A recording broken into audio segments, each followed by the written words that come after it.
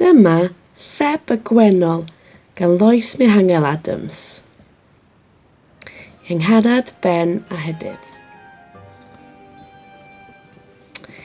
Dyma Seb y Gwennol.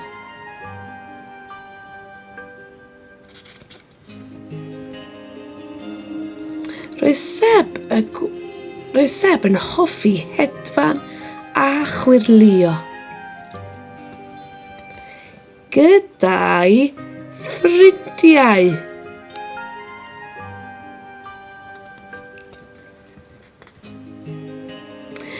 Yn siarad gyda'i gymdogion.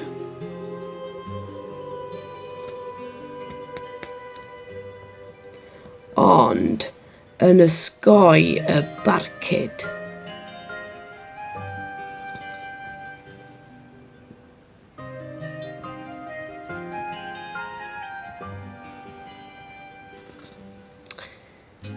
Mae Seb wrth ei fodd yn adeiladu ei nyth, gan fod ei deulu yn byw yno.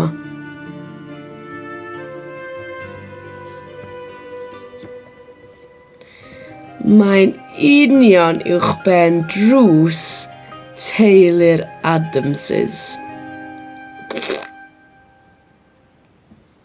A dyna ni, diwedd y stori.